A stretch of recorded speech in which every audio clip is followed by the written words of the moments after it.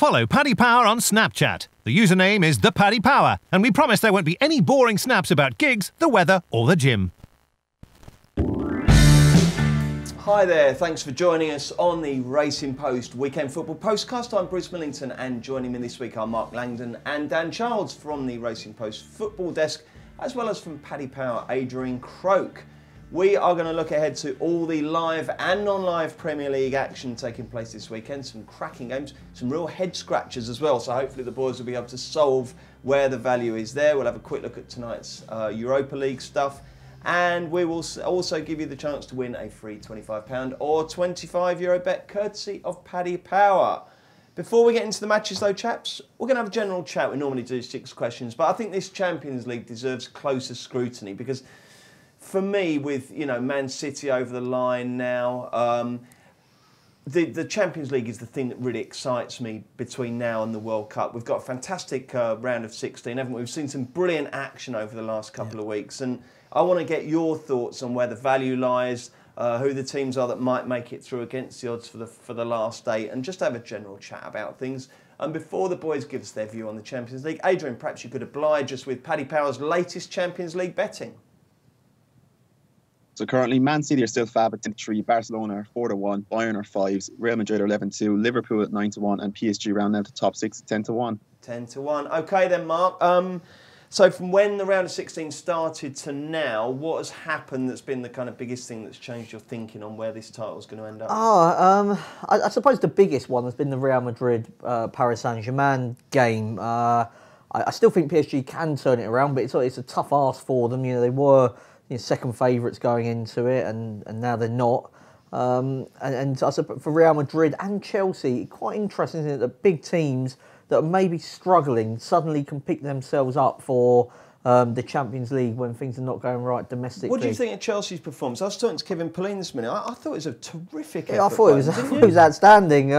They've limited Barcelona to one proper attempt, and that came from a mistake from an otherwise faultless Christensen. Azpilicueta maybe didn't need to dive in at that situation, but of course if he slides in and wins the ball, everyone says how well he's done. So, it was interesting that these and Conte as well seemed to get back up for it, a bit like Zidane did the week before. I don't know if they're just solely concentrating on the Champions League or whether it's just the competition as a whole.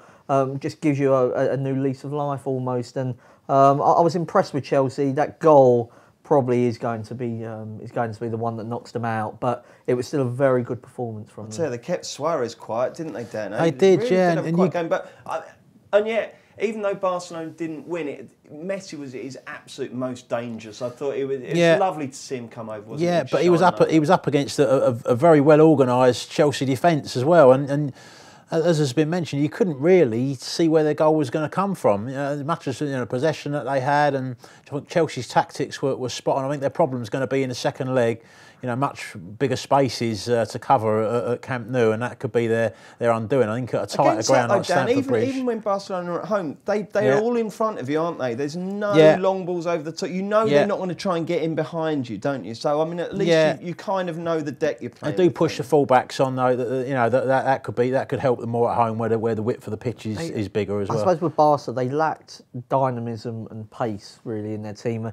That could change if Ousmane Dembele gets back to being fully fit. He adds both of those things. But I wasn't surprised by Barcelona's performance because they are a more pragmatic team these days. But maybe what's needed to win a really tight Champions League. Because, again, they've offered no chances inside the penalty box. Chelsea scored a brilliant goal from Willian and hit the post twice, but that was all outside the box. And, usually you expect Barcelona to give up more sort of obvious goal-scoring chances, and they didn't do that. It conformed to the group stage as well, didn't it? When they went to Sporting in the group and Juventus in the group, they played a much tighter game away from home, in the group stage as well. They've often been much more effective and more attack-minded at home in the group stage. Maybe Jose Mourinho should be their next manager. Well, let's come on to him. That was embarrassing, wasn't it? Where would Man United be this season without De Gea? It's just incredible, isn't it? It'd probably be sick, wouldn't it? I think.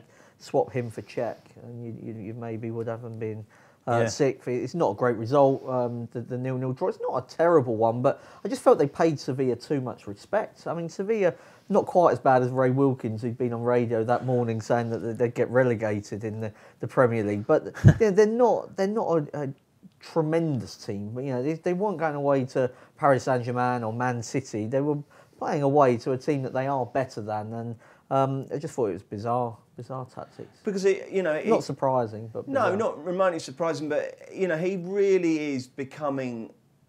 His team have always been a kind of reflection of his personality. But as he becomes this more morose, downbeat, miserable, dislikable person, so the way his teams are going are exactly the same, aren't they? And Dan, how do you see the Pogba situation playing out? Because if he thinks that McTominay is the answer to their record signing, and he could go down in flames on the back. I think sometimes he just seems to go out of his way, though, to go against what everybody's advising him, and the fact that he obviously went to a midfield three there and still didn't include Pogba in the starting lineup. That was a part of that, and the same with his tactics for these away games. He just seems to go out of his way to try and prove everybody else wrong, rather than looking at it, and they have got better players than Seville. And you look at what Liverpool did to Seville as well in the two matches. I know they've conceded a couple of goals, but they really opened them up time and time again, home and away. So no, I just don't. He's not getting anywhere near the best out of his attacking resources there. Let's get an update on to qualify for the quarter-final situation. So Adrian, take it away. What have you got for us for all these ties we've been talking about? How they're looking going into the second leg as far as to qualify is concerned? So Barcelona are currently 2-9 to qualify versus Chelsea's 11-4. We've got PSG here 2-1 to qualify against Real Madrid's 1-3. Spurs are currently 1-3 to qualify against Juventus's 2-1, and then Man United at the moment are still 4-7 to qualify here. Okay, and what price is Seville? Seville are 5-4. Okay, now I must admit, one of Paddy Power's rival firms is 2-1 Seville this morning. I leapt straight in there. It'll be yet another case of me opposing Man United and ruining it, but 2-1 seemed a little big mark. What did you think of that, and what did you think of any of those other prices? Yeah, I mean, I think Juventus are definitely not out of the game against Tottenham. Tottenham dominated midfield, no doubt about that. Didn't create a huge amount of chances, and if Higuain scores the penalty or that chance he had at 2-0, then Tottenham probably get absolutely blown away. Now, Spurs are favourites to qualify. I just feel that it is going to be tighter. They'll have Matuidi and Dybala back. It just feels like a game that still, I mean, it's not 50-50 as such, but feels like it's closer than the betting suggests. Yeah, that they were the two I looked at. I thought Seville, decent price, and Juve, that's definitely not done with, is it? No. I mean, it might suit them to play more as the away, to play more of a counter-attacking game as well, Juventus as the away side. So I thought the PSG one as well. I know it's 3-1, but it just wouldn't surprise me in any of those three ties if the outsider came through. Well, the thing about PSG, between the period where Neymar should have been sent off for that second dive and Real getting their second goal, PSG were absolutely mesmerising. I thought if anyone was going to score, it was them, Mark. Yeah, they definitely didn't deserve the 3-1 defeat. I mean, I think that's pretty clear. And Real Madrid have got some injuries at the moment. Marcelo, Toni Kroos and Luka Modric are all rated doubtful, so they need to see whether they get any of those back. And actually, their squad isn't as deep as what you kind of imagine with Real Madrid, and that they let a lot of their sort of big name subs, Morata, Pepe, people like that, go in the James Rodriguez. And we've not spoken about Bayern Munich. I mean, I know they were playing against 10 men, but they've still put 5 on Besiktas. And are they still runners here, Mark? They absolutely are, and I think that what's good for them is that they've completely put the Bundesliga to bed. They rested 8 players against Wolfsburg for the game before Besiktas. They've got a Champions League winning coach. They've got the right mentality that you need in terms of most of those players have won the competition before. They've won a World Cup. And you have a look at their bench, Ribéry, Robben to come on and change games. You've still got Lewandowski up front, scored I think like 12 straight Bundesliga matches. World Cup winning goalkeeper Neuer to come back from injury. So they are, I mean, they got lucky with the draw and then playing against 10 men for so long. But, I don't think they're a team that you'd be desperate to draw in the quarterfinals. Absolutely not. Okay, chaps, you've each got a free mythical £10. Adrian, yours is €1, €10. Who are you going to have it on? We'll start with you, Adrian. Who's your mythical €10 note going to go on for the Champions League this year?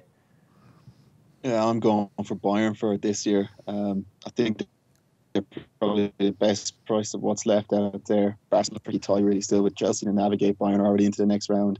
City seem a tad short at 10-3 for me, and the rest kind of they will struggle against that top level teams. Okay, so Adrian's going to go for Bayern. Who are you going to go for, Mark? I'll go for Barcelona. It's not the Barcelona that most people loved when Pep Guardiola was in charge. It's not even the one that Luis Enrique had, but I still think that they've got the right balance between star quality and pragmatism to go a long way in this competition. I'd go for Bayern. I mean, out of those, three big guns that are kind of already 1 foot really in the Barcelona, you'd fancy strongly to get through now. Man City are pretty much there, Bayern there as well. I just think out of the three, there's not a lot to choose between them. I'll go with a bigger price. Okay, let's have a quick look at the Europa League. What are we, round of 32 Yes. second legs today, isn't it? Okay, and at 6 o'clock you've got Zenit St Petersburg versus Glasgow Celtic, and at 8:05 Arsenal versus Östersund. All I want from each of you is one bet for today on the Europa League. Mark Langdon. Zenit double result, half time, full time. Yeah? Give me a quick sentence. Okay, Zenit were rusty in that first game, no doubt about it. So they'll come on for the run. Celtic away from home in these games and generally not as strong as they are at Parkhead. Pretty obvious, I suppose. Righty-ho. Daniel? On the same game, different bet, both teams to score. I think that this tie will open up as second legs often do. Zenit in the group stage conceded at home to Sociedad, Vardar and Rosenborg. I mean, not the greatest of teams they've conceded at home to. So Celtic to nick a goal and I fancy Zenit to get on the score sheet as well. And what have you got for us, Adrian? I'm going for Leipzig here. I think Napoli are just going to chuck this. They just don't care for the Europa League, whereas Leipzig rested a few of their best players Monday night in a really tough game that kind of knocked them out of the top four in the Bundesliga. So they clearly are prioritising the Europa this year. Breaks Mark's heart. He's such No, I want them out of the Europa. Do you want them out so they can focus on Serie A, yeah? Absolutely, okay, yeah. Fine, jolly good. Okay, well, let's look at the domestic action next. Success ain't earned, it's bought. That's why at Paddy Power, we paid the big bucks for the best tech nerds in the world to develop our new, fastest ever app. Download the new app from the App Store or Play Store now. 18 plus, begambleaware.org. Okay, the first of four live Premier League games, because we've got the Carabao Cup final, haven't we? It takes place at 12:30 on Saturday at the King Power Stadium. It's Leicester City versus Stoke City. They kept goal for both clubs. Gordon Banks? Schultz? Oh, Schultz, yeah. was I think it? it's too recent, yeah. Okay. All right, then. What's the latest betting, more importantly, Adrian? So currently Leicester here are 4-6. The draw is 13-5, and Stoke are 4-1. 4-6 Leicester. Dan Charles, lead off. Yeah, I think they look quite solid favourites here, Leicester. I mean, the Mahrez sort of saga looks to be, behind them now. He's back in the team and playing okay. Jamie Vardy's in great form, scored in each of his last 5 games. I think they're favourites to get that 7th spot now. I think they're 8th at the moment, just behind Burnley.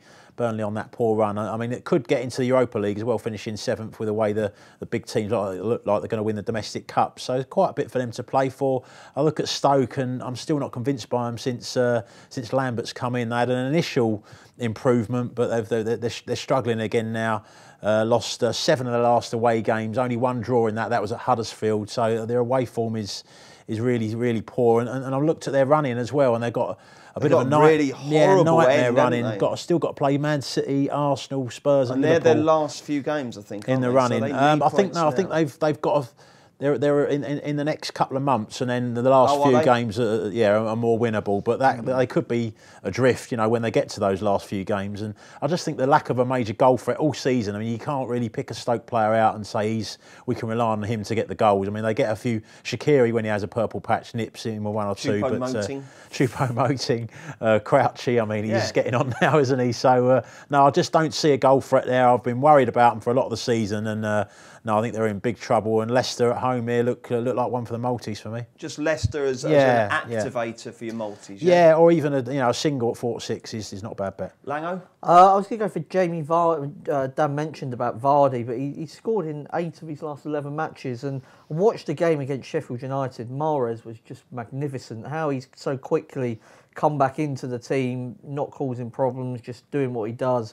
And Vardy just lives off that service. He could have had more than the 1 goal that he got against Sheffield United in that last 16 of the FA Cup, and it's all down to the service. And Vardy's I think he's probably playing some of his best stuff of the season, no doubt. Does he go to the World Cup? Yeah, absolutely. He absolutely goes to the World. Yeah, he is. Yeah, and I mean Rashford might be the one that's got most of fear. I mean, I barely remember seeing him play for any amount of time. But yeah, Vardy to score first, and I think Leicester will win pretty comfortably against a Stoke team that's had relegation written all over them for a long time. What are your thoughts, Mr. Croak? Yeah, I think Stoke are kind of probably on their way down, but Leicester should be favs here, but 4-6 is just a little too short for me here. I couldn't back it. I'd nearly be leaning the other side and taking the Stoke +1, really? 11-10 at the moment. Oh, fair enough. Okay, the 5:30 game, another head scratcher. It's Watford versus Everton. What's the betting, Adrian? So currently Watford here are 11-10, Everton are 12-5, and the draw is 23-10. Okay, and you can go first, Adrian. We'll stick with you. Yeah, if I'm taking one here, I'm probably looking at Watford. I mean, Everton just kind of a lost season for them. I don't think Big Sam has came in and really enthralled the players to do much. They struggle to score goals. Yeah, Watford probably 11-10 is what I pick out here. Okay, they could have managed both clubs. I'm wondering if that's why the TV have chosen this game. Otherwise, it looks a pretty bizarre selection, doesn't it? Watford against Everton. Battle for 9th. Yeah, I mean, I suppose Watford are, although they're in a nice league position, there's not that many points covering them from the bottom 3. But I was looking at the draw in this game. Watford have failed to score in 4 of their last 5. The one exception being that brilliant result against 10 men of Chelsea, but they played well even before that. Everton have only won once away from home in the Premier League this season. Adrian mentioned Everton don't score that many goals, nor do Watford. If it's going to be a low scorer, I think that brings the draw very much into play, and both teams probably wondering of a bit of a lost season. Never mind just Everton, because Watford started so well. You're going for the draw, Mark? Yeah, not a game I'll be watching. I wouldn't have thought. Will you be watching, Dan? Yeah, I'll be at the game. What am I about? Yeah, no, I would encourage people to watch it as well, because I think it would be quite a lively match as well. Watford at home, they're playing with a lot more intensity under Grazia, but what hasn't changed is they're quite positive in the home games. They do tend to go for the throat at home. They don't keep many clean sheets. That's something that hasn't changed. They kept 2 clean sheets in the last 16 games. Everton have not kept a clean sheet in 8 games. So neither team are great defensively. I look at the Everton team, and they've got a few match winners, there in the side. Although a lot often they do it at home rather than away. Walcott's come in and he's, done well on a couple of occasions. Sigurdsson's always often good for a goal. Watford have had a lot of injuries, getting a bit better on that front now. You've got Kiko, Firmania, Gomez, Britos and Will Hughes all back in training after the 2-week break that they've had. So that's helped out there. I do fancy. I think Watford's deserve to be favourites, but just at the prices, I just thought, that's short enough for Watford. So I looked at another angle, and as I said, with both teams struggling to keep clean sheets, I thought both teams to score 8-11 was okay. Okay, repeat the 1984 Cup final. Were either of you alive then? I was alive, wasn't there? Don't remember it. Yeah, no, I don't remember. Elton John crying and Graham Taylor. Yeah, I didn't go to the game, but all my family did. Yeah, great stuff. Andy Gray scored the first goal. Okay, we will do the other Premier League games and then we'll get the nap. So these are the 3 o'clock non-televised Premier League games. I'm going to read out Paddy Power's prices. Don't worry, Adrian, I'll give you a breather so you can devote your attention to telling us what's going to happen. I want a nice, quick, snappy verdict from each of you. Go. Bournemouth 11-10, 23-10 the draw, 5-2 Newcastle. Mark Langdon. Bournemouth. I like Newcastle, but I just think that there's more attacking intent in Bournemouth. Not a great betting heat, but I'll go Bournemouth. Yeah, Bournemouth have been good, very good for a couple of months now. Newcastle can be well organised and had a great result against Man United last time, but I'll take Bournemouth at odds against. And what about you, Adrian? 2 really low-scoring teams. I'm going for the draw here at 23-10. Oh, that was like a fruit machine. 2 cherries. The draw. I was hoping for 3 cherries there, right? Nudge you up. Exactly. Evans, Brighton, 11-4 Swansea, 21-10 the draw. Dan? I looked at a goal scorer bet here. Jose Izquierdo for Brighton scored in each of his last 2 games. I had a little look back at his wondering why he hasn't scored much before then. His last season for Bruges, he got 14 goals, so he has got a bit of a goal-scoring reputation. He's 17-2 to get the first goal. I thought that looked big. Izquierdo. Okay, Adrian? I'm going for Swansea here. They've been on a pretty good run as of late, so 11-4 away to Brighton seems a decent price. And Mark? Yeah, I'm not keen on Swansea. I still think they're punching a little bit. So I'm going to go Brighton. They've beaten Watford, West Ham, Newcastle and West Brom at home, and this is a similar type of contest. Our next game, 9-5 Burnley, 13-8 Soton, 2-1 the draw. Adrian, you're going first. But Southampton just so poor this season. Burnley always strong. They've struggled as of late, but they have to get back on track at some point, so I'll take Burnley at home. Adrian's going for Burnley. Who are you going for, Mark? I'm going for the draw. Burnley no win in 11. Southampton's 5 away defeats. 4 of those come to City, Liverpool, Chelsea and Tottenham. So they don't lose many away from home. And Dan? Yeah, I'll go with the draw as well. 5 of Burnley's last 10 Premier League games have been draws, and they haven't won for a long time. Nothing between the teams for me. Okay. Liverpool 1-5, Adrian, your beloved Liverpool. 12-1 the Hammers, 11-2 the draw. Mark Langdon, what happens at Anfield? Liverpool won over 2.5 goals. Liverpool won 22 times this season. 20 of those featured at least 3 goals. What price is that? That's got to be short, isn't it? It's about 8-13, which I mean for a 5s-on shot, you know, it's a way of enhancing it. Fancy that, Dan? I'm going to take a pot shot at the draw here. Liverpool have not been totally, reliable at home this season. 6 draws actually from Premier League home games this season out of 13. Includes draws against Burnley, Everton and West Brom. West Ham, 2 defeats in 12 league games under Moyes, so they're quite tough to beat at times. And Moyes will be desperate, I'm sure, to go up to Liverpool and make it hard for them. So the draw for me. Adrian, you're going to oppose your boys? Yeah, I actually think West Ham are a bit big at the moment at the 12-1, but I'll stick loyal here and go for Liverpool and both teams to score at 6-4. Okie doke. And a final 3 o'clock game is West Brom 5-6. West Brom odds on. Just let that sink in. Yeah. 16-5 Huddersfield, 11-5 the draw. Dan Childs. Yeah, West Brom odds on. Yeah, Huddersfield are just so poor away from home. 8 defeats in 10 Premier League away games. West Brom have got to pick up some wins soon. They're not playing terribly. I think this is where they start a little run.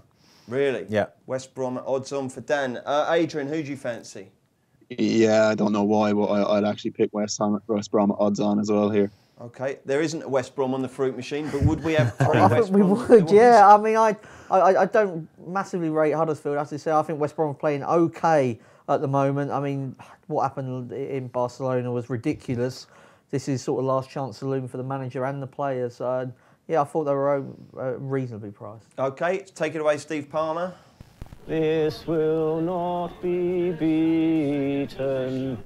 Okay, Mark, give us your nap. Yeah, Luton -1 on the Asian handicap against Cheltenham. At 17 home games this season in the league. Luton have won 10. They've by more than 1 goal, 3 by 1 goal, and only 4 defeats. So only 4 times would you have lost money if you placed this bet, and 3 of those were against teams currently in the top 6. Cheltenham are 16th. Luton have had a nice 11-day breather.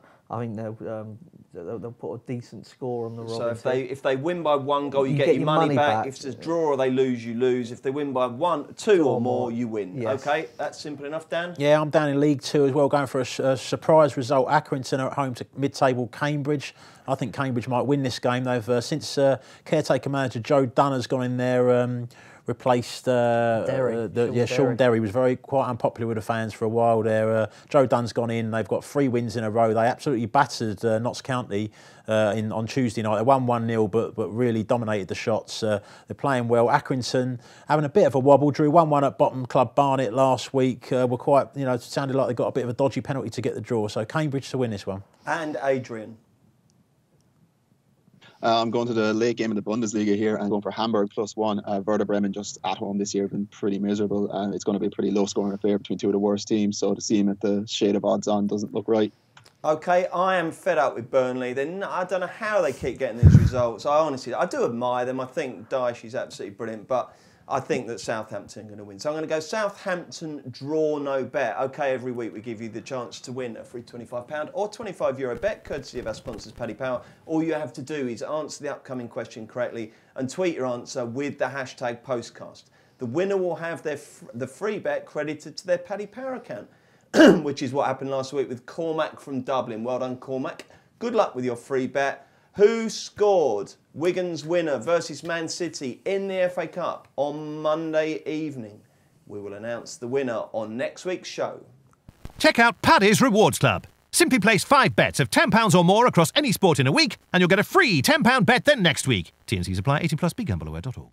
Hi there, Bruce Millington, Mark Langdon, Dan Childs and Paddy Powers, Adrian Croak are looking ahead to 3 live big games on Sunday. What a cracker, crammed into the space of about 6 hours. It starts at 12 o'clock, midday at Selhurst Park, Crystal Palace versus Tottenham. It was meant to be on Monday night, but then Tottenham shipped a late equaliser against Rochdale, and my entire domestic plans were bloody ruined. Thank you very much, Tottenham. So I shall be at Selhurst at midday. Steve Davis left you snookered. Bruce. Yeah, that's a very good. Yeah, he did. Worse than snooker. Right. Completely up a gum tree, mate. But never mind. I've managed to wangle away. I will be there. Will I be disappointed, Mark? Well, would you mind losing by 1 goal? I don't know. That's what I'm going for. I'm going for Tottenham to win by 1 goal. Actually, you have a look at the recent games between these two. 5 of the last 6 have been 1-0. Either way, Tottenham winning the majority of those, but Palace have had the odd 1-0 as well. But Tottenham drawn their last 5 away matches, some of them better than others. Juventus and Liverpool, not so good at Newport and Rochdale. But Palace, assuming Zaha not fit, I doubt he'll be back. I mean, we're waiting on teams, but they haven't won a Premier League game without him since September 2016. And that threat that he, in his absence, will enable Tottenham, I think, to attack more. And he's always given Tottenham a hard time. There's a few videos of him spinning Kyle Walker into Kingdom Come. He will, yeah. I mean, Trippier will be delighted that Will's not playing, or even if he's around, he's not going to be fully fit, is he? Maybe they'll save him for the more winnable games that are coming up. But what you mean? Man United, Chelsea, or Liverpool? Yeah. Well, I mean, I think that's about as winnable as this one. Palace have done okay in some of the big games this season. Pushed Arsenal close, beat Chelsea, held Man City. Held Man City. So I don't think it'll be an absolute stroll for Spurs at 2's on or whatever. But I think Tottenham will win, and by 1 goal. Okay, Paddy Power, 4-9 Tottenham, 11-2 Palace, Burlington, Bertie the draw. And Dan, what do you think? I think it might sort of pan out similar to last season's fixture. Palace were dealt a real tough draw by the fixtures then, weren't they? When they had a lot of games going into it and were tired in the second half. I think this might be a similar sort of game. It wasn't the Dele Alli goal last season. No, Ericsson, the long range Ericsson. Yeah. It was Monday night, I think, wasn't it? Monday night, yeah. But no, I just think that Palace with injuries again. I mean, they've got obviously no Zaha. Sacco is another. The one Sacco could play. The defender could be back, and that's one of the reasons that I'm going to go for the bet that I'm suggesting, which is draw half-time, Spurs full-time. I think with Mamadou Sakho being available, it will stiffen them up at the back. But the other Bakary Sakho is a big miss as well. He was doing so well. He would have took on that kind of a bit of the role that they missed with Zaha, with running up players. Gets a few goals as well. And Loftus-Cheek's another big miss. Got so many key players that are unavailable at the moment. And Spurs on the other side. Everyone's fit, aren't they? They're starting to do what they did last couple of seasons. He seems to get the players fit and in tune, and the performance level seems to go up at this stage of the season. I know they were poor against second string at Rochdale, but when the first team have been out recently, there's been a very consistent level of performance. So I think they'll get the job done here. But Palace, I think, will resist for at least until the second half. Okay, and Adrian, what do you think will happen at Selhurst? Yeah, I don't see Palace really without Zaha, having enough to kind of go at Spurs, and Spurs will eventually break down the defence here. I mean, they're just too good going forward. So always a bet really nearly every week is Harry Kane first, last, and any time if you're looking for something. You can get him at 11-4 last and 4-6 for any time. I can't argue with you, lads. So, well, we'll see. 2:05, Man United versus Chelsea. Adrian, what's the latest betting on that? So currently Man United here 6-5, the draw is 11-5, and Chelsea are 23-10. Adrian, you love Liverpool, so presumably you hate Man United. Tell us why you think that 6-5 is an absolute disgrace to bookmaking. Well, if you watched them last night, or were forced to watch them last night, you'd recognise that they're not really going to attack too much against these bigger teams. Jose seems to be pretty happy to take a draw when he's going up against bigger teams. Chelsea also kind of struggling at the moment. It's going to be a low-scoring affair. I'm not sure what you kind of pick here. The unders is probably your best bet of Anton. Okay. Currently under 2.5, as short as 8-11 in a big game like this. Makes sense, doesn't it? I actually didn't watch the game last night. I got home and the Brits was on, and I was sort of captivated by how weird and rubbish it was. There's some bloke called was Kanye, not Kanye West. Kanye Lamar. Yeah. I mean, Kendrick Lamar. I've never seen anything more ridiculous in my life. He was lying on this glass case while underneath this bloke smashed a Lamborghini to smithereens. Yeah. And I had to cut half of it out because he was swearing. It sounded like Norman Collier rapping. Honestly, the whole thing was ridiculous, but I couldn't take my eyes off it. Having said that, it didn't sound like I missed too much. Anyway, I digress. Man United, Chelsea, what's the bet? I was in agreement with Adrian there, but I was going to go for the draw in terms of the fact that it's likely to be a low scorer. Couldn't put anybody off the unders either, really. I mean, Mourinho and Conte have got some serious history this season. Yeah, I mean, this is not just... This is the game where they hate each other, isn't it? You know, and Conte said something along the lines of, wait until I see him. Or, and Mourinho mentioned the alleged match fixing, which he was cleared of eventually. So, there's no love lost between these two managers. But it's a big game for both teams. And I think, even though they're at home, United will want to keep Chelsea at a distance from them in terms of top four. So they're not going to be overly aggressive, and I don't think a draw's a bad result for Chelsea either, even if it does mean that Tottenham overtake them, keeps them still very much in the hunt. And away from home, Chelsea, they've drawn at Liverpool, they won at Tottenham, albeit fortuitously with that last-minute winner. They also drew at Arsenal in the Premier League, so I think they'll be good enough to get a point in what looks to be a low scorer. And Adrian, while Dan's giving his verdict on the game, can you dig out any specials you've got, like managers having a fight and stuff like that? Dan, what have you got? I think Chelsea might nick this, actually. I think the United's, the build-up to the game, they've had the away game in the week. They've also got one less day to prepare, so that's quite a big disadvantage in preparation. I think Chelsea, these games against the big clubs, it suits the way they play. They often play with pacey players on the counter-attack, the likes of Hazard, Willian, Pedro. It does seem to be a bit of a cat and mouse game, but I can see Chelsea hurting United on the break if they get a chance to break if United push forward enough. But I think it'll be a tight game. But I think if there is to be a winner, I would err on the side of Chelsea, and Chelsea are odds against drawing our bet. So interesting one as well is that he's used Herrera very well against Hazard, and of course Herrera got injured last night, so he won't be available, so they won't be able to do that man marking. He might have a bit of freedom on him before.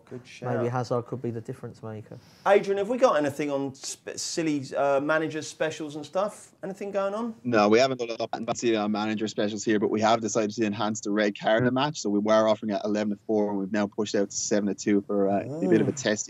7-2. That sounds good. Who's the arbiter? I don't know the arbiter. I mean, we do know. I've not got it on me at the moment. Look it up. Okay, that sounds interesting. Talking of referees, did you see the Sam Wallace stuff? No Premier League refs going to the World Cup. Really? Yeah, apparently, according to That's astonishing, isn't it? Just saw that today. Yeah, that he's wrote about the the fact that none of them are going to be chosen. Would Clattenburg not qualify anymore? I don't think he's allowed to represent the Premier League, and the others deemed not. Who would you have sent if we had to send one? I mean, Oliver would be the safest one, but it's very strange. He's been given very few of the big games. He's probably got Man United, Chelsea now, but I mean, he seems to be getting quite a lot of the Mickey Mouse Premier League games recently, which is I find quite strange. I don't know what he's done wrong, but he must have done something, because we're seeing too much of Taylor and Moss for Moss is getting a lot of games, doesn't he? Gets a lot of games, doesn't he? Who would you send, Dan? No, Oliver was the name that sprung to mind. He's always impressed me. I mean, he, like any ref, he makes his mistakes and that, but no, he's always seemed to have a very cool head on him. Okay, I wonder who's going to send the VAR. Which country will be supplying the video ref? That'll be a big thing. Arbiter Atkinson is on duty at Old Trafford. Probably the most experienced of them, isn't he? Yeah, good ref. I think that's a shame. I think that's a snub. I'd like Mike Dean to have done it. He deserves it. I think he's brilliant. Right, 4:30 then, the Carabao Cup final. Arsenal versus Manchester City. Yet another trip for Wembley for those poor old Arsenal fans who always moan about how awful it is supporting their poor little club. Honestly, how are they going to cope with yet another trip to Wembley? Dry your eyes, Arsenal fans, right? You could support Palace. How do we bet, Adrian? So currently Arsenal here 4-1. The draw is 16-5, and Man City are 4-7. Blimey, I haven't looked at the betting. 4-1 just sounds quite big, Dan. Yeah, I thought the same. I was looking to kind of a way of getting with Arsenal, really, and the more I looked at the teams, the more I thought, hang on a minute, I just can't see them them doing the business. I mean, they've got Aubameyang and Ozil, might come up with something, but I look at them defensively against that, what City have got going forward. I know the Wigan game was they didn't actually play that bad against Wigan, really, down to 10 men for the half the game, and absolutely battered them. Psychologically, I don't think that's going to do too much damage. They're just far and away the best team in the league, and even if you look at their form against the Big Six, they've had 5 wins and only 1 defeat against the Big Six, so they've got such good solid form against those sides. I just think they're a class apart, and no, I think they'll the way of. I wouldn't be backing them to win on the 90 minutes. I think the price is too short, so I was looking at to get a bit of juice out of it. They do concede the odd goal. Man City, Arsenal got that threat, as I mentioned up front. So City to win and both teams to score, I thought was a bet 7-4. That sounds all right, doesn't it? Adrian, what's your Wembley verdict? Yeah, I actually like the Arsenal price at 4-1. I don't think they can win it. I think they have a chance of winning it, but 4-1 just looks a bit big for what's considered one of the top teams in England in a stadium they're pretty used to playing in really now. Everything has its price, Adrian, doesn't it? So 4-1 it does, yeah. Does it for Adrian. Does it do it for you, Lango? Not overly. You could make a case for saying our Arsenal sort of closer to the mid-table Premier League team, than they are Man City. The way I was looking at it was for the second half to be the highest scoring. City games against the big teams, particularly 5 of the 6 more goals in the second half.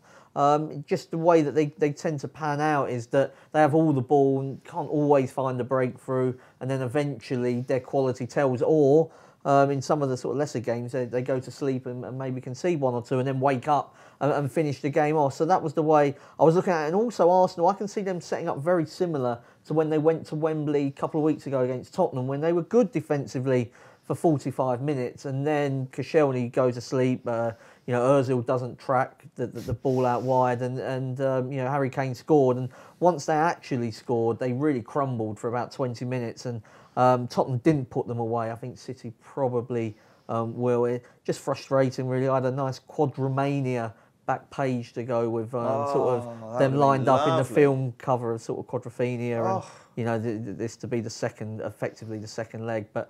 Of course, Will Grigg ruined that. Oh, bastard. Oh, well, never mind. OK, chaps, are you going to go and watch some football this weekend? Yeah, Peterborough versus AFC Wimbledon on Saturday. And then, Have you ever been to Peterborough? I've been many moons ago, yeah. I went there for a midweek game once. Palace, God, it must have been 25 years ago. Chris Armstrong scored the winner. Oh, They have it's like Southend. They have these tiny little 2-tiered stands and very, very narrow steppings. So I hope you're not on the terracing. No, I won't be. What was your big takeout from Craven Cottage last week? Oh, Fulham were very good, but we've got the big one, haven't we? Saturday, Fulham Wolves. Fulham Wolves. It is a huge game. The one thing I took out of it, not after timing because it was in the piece that went on the website over the weekend, was that Villa without Grealish and Adoma were really poor. Said to oppose them against Preston, and I continue to oppose them as long as they've got Sheffield Wednesday on Saturday. If those two are not back, difficult to see where the goals are coming from. How was Jedi? Was he all right? He did okay, blocked the spaces, but Fulham eventually just passed around them. Looked like a sort of bottom half Premier League team, really.